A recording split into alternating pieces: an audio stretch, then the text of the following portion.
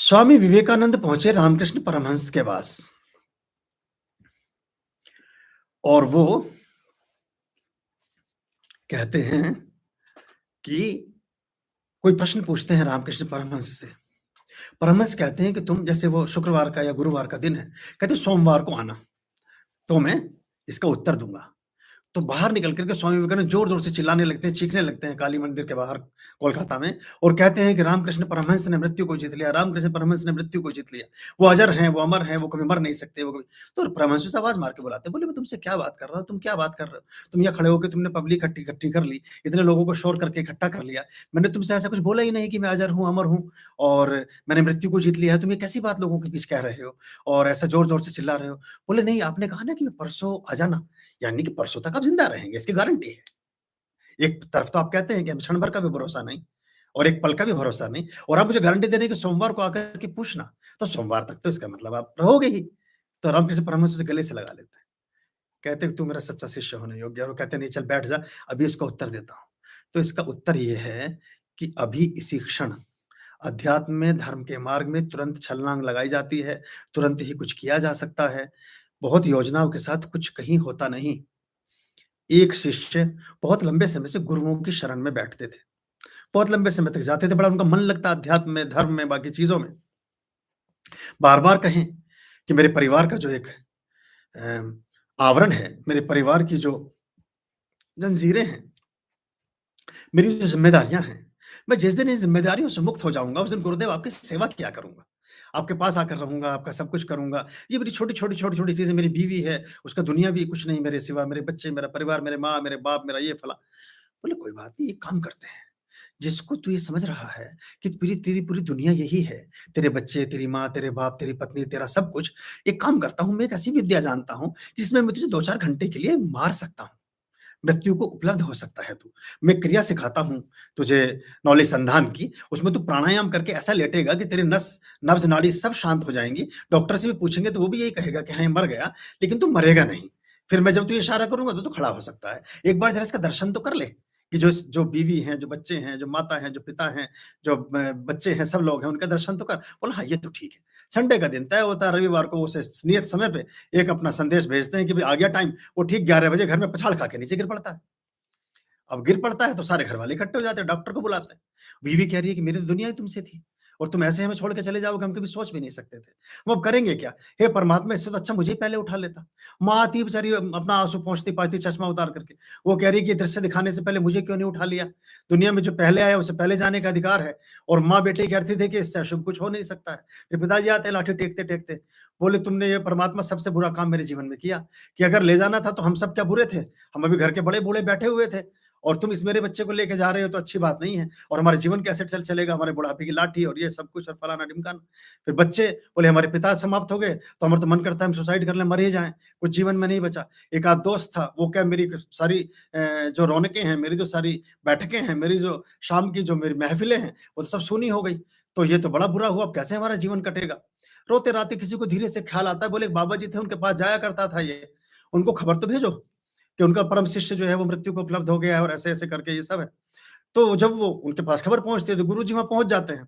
तो वो सब प्रलाप चल रहा है। बीवी कह रही है कि मुझे ही उठा लो और मैं मुझे ही ले जाते और तुम्हारे बिना मेरे जीवन में है क्या? और पिता सबके वो आलाप फिर से प्रकट होने शुरू तो सुन रहे हैं धीरे से बैठे-बैठे। थोड़ी देर बाद वो बोलते हैं कि एक काम मैं कर सकता हूँ, आप लोगों का दुःख और आपका रुदन क्रंदन मुझसे देखा नहीं जाता। अगर आप मुझे परमिशन करें तो मैं एक काम कर सकता हूँ।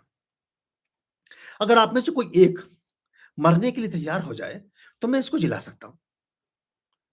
तो पहले तो वो सारे के सारे बाबा जी की तरफ देखते हैं, फिर गुरुजी की तरफ। तो कहते हैं कि क्या ये संभव है? बोले हाँ। वो तो सबसे पहले पिताजी की तरफ चलते हैं, कि बोले आप अभी कह ही रहे थे कि बोला बेटे की चिता बाप के कंधों पर हो, इससे अपशगुन कुछ हो नहीं सकता। तो हम जो व्यवस्था जैसे बनी है वैसे ही कर देते हैं। बेटे की ही कंधों पर पिता की चिता कर देते हैं और ये आप तैयार हो जाएँ, आप लाठी डंडा लेकर चल रहे हैं, वैसे भी अब काम तो आप सब कर ही चुके हैं। बोले नहीं, मेरे तो 3 बेटे हैं, बाकी जो 2 बेटे हैं, अभी उसमें छोटे वाले की शादी नहीं हुई है। और फिर जब तक शादी ना हो जाए, मैंने गंगा स्नान का व्रत लिया हुआ है, गंगा स्नान के बाद में मैं कुछ सोच सकता हूँ। वो पड़ा हुआ दड़ साधे हुए शिष्य सब सुन रहा है। फिर वो आते हैं माता जी की तरफ, बोले माता जी आप? बोले नहीं, मैंने तो ये अभी लड़की मेरी प्रेग्नेंट है जिसकी शादी हुई थी, उसके जब तक मैं नातिन का मुंह ना देख लूं और उसको मैं अपना उपहार ना दे दूं, छुछुक ना दे दूं, तब तक तो मैं कहीं जा नहीं सकती हूँ। थोड़ा सा ये तो एक अजीब सी बात है। तो कहते तुम तो अर्धांग नहीं हो, तुम्हारी तो दुनिया ही इनके बिना व्यर्थ थी। पत्नी की तरफ मुड़ते हैं, बोले तुम क्या विचार करती हो? तो कहती छोटे छोटे न्याने बच्चे, इनको कौन देखेगा? ये जो 2-3 बच्चे हैं, अभी पढ़ रहे हैं, अभी सब कुछ है।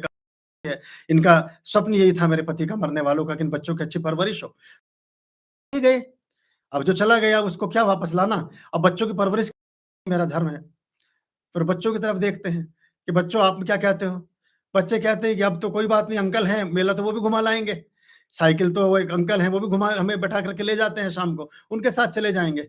वो स्कूल पापा छोड़ने जाते थे, कोई और छोड़ आएगा, कोई बात नहीं। अब जैसे बाकी परिवार एक-एक, एक-एक करके धीरे-धीरे, धीरे-धीरे तो वो जब सबकी वर्णन वो पढ़े-पढ़े सुन रहा है वो, शिष्य सबका वर्णन सुन रहा है।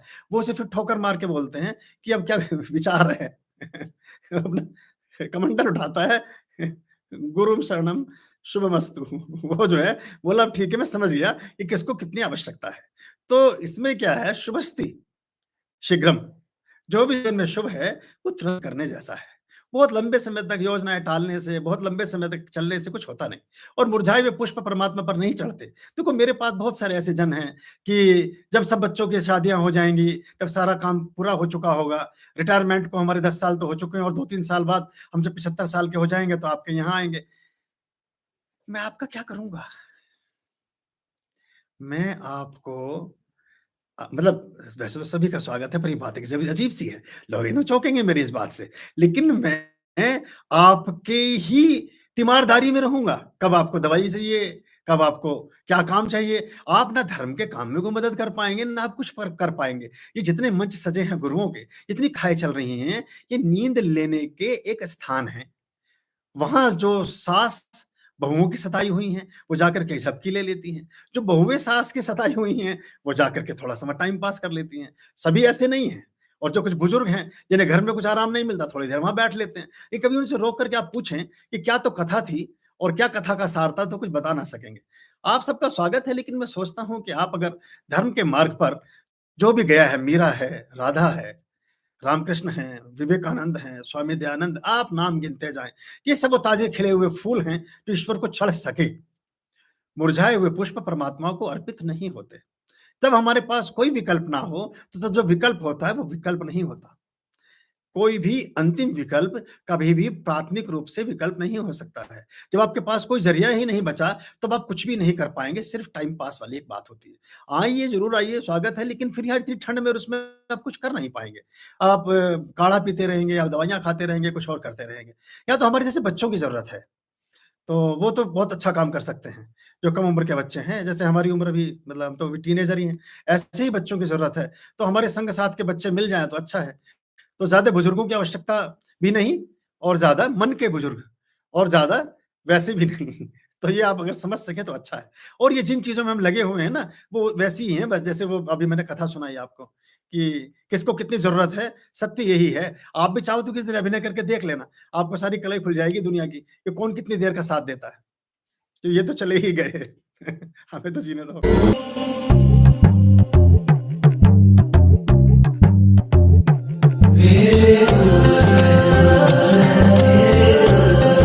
गुरुर्ब्रह्मा गुरुर्विष्णु गुरुर्देवो महेश्वरः गुरुर्साक्षात् परब्रह्म तस्मै श्री गुरुवे नमः। तस्मै श्री गुरुवे नमः।